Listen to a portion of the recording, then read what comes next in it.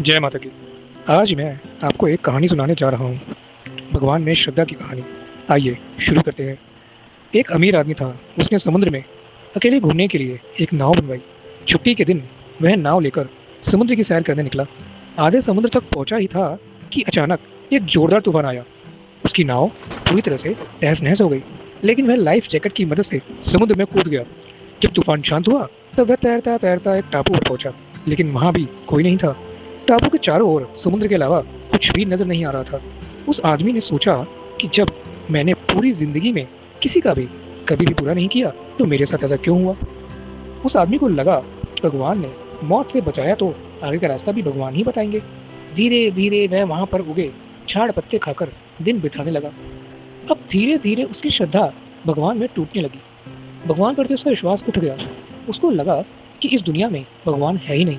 फिर उसने सोचा कि अब पूरी जिंदगी यहीं इस टापू पर ही बितानी है, तो क्यों ना एक झोपड़ी बना लूं। फिर उसने झाड़ की डालियों और पत्तों से एक छोटी सी झोपड़ी बनाई। उसके मन में एक विचार आया कि आज से झोपड़ी में सोने को मिलेगा, मुझे बाहर जाकर सोना नहीं पड़ेगा। रात हुई ही थी कि अचानक मौसम बदल गया और बिजलियां जोर जोर से कड़कने लगी। तभी अचानक एक बिजली उस झोपड़ी पर आकर गिरी और झोपड़ी धधकते हुए बड़ी जोर से चलने लगी। यह देखकर वह आदमी बुरी तरह टूट गया। आसमान की तरफ देखकर बोला, हे रे भगवान, तू भगवान नहीं, तू तो राक्षस है।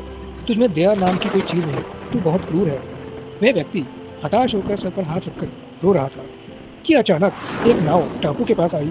नाव से उतरकर दो सज्जन आदमी बाहर आए और बोले कि हम तुम्हें बचाने आए हैं। दूर से वीरान टापू में जलता हुआ यह झोपड़ा देखा तो लगा कि कोई उस टापू पर मुसीबत में है। अगर तुम अपनी झोपड़ी नहीं जलाते तो हमें पता ही नहीं चलता कि टापू पर कोई है। उस आदमी की आंखों में आंसू गिरने लगे। उसने ईश्वर से नमन किया और बेहद माफ़ी मांगी और बोला कि मुझे क्या पता था कि आपने मुझे बचाने के लिए मेरी झोपड़ी में आग लगाई है।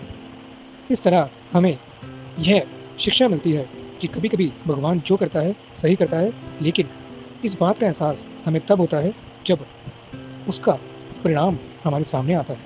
उससे पहले हमें भगवान की लीला के बारे में कुछ पता नहीं चलता। इसलिए कभी भी भगवान को हमें कोसना नहीं चाहिए। वह जो करते हैं हमारे भले के लिए ही करते हैं, क्योंकि जो सर्वशक्तिमान है वो सर्वज्ञानी भी है। हम चाहते हैं कि शक्ति तो भगवान की हो, लेकिन इच्छा हमारी हो। लेकिन जिस दिन हम चाहेंगे कि शक्ति भी भगवान की हो और इच्छा भी भगवान की ही हो, उस दिन हमारा सर्व कल्याण हो जाएगा। जय माता की।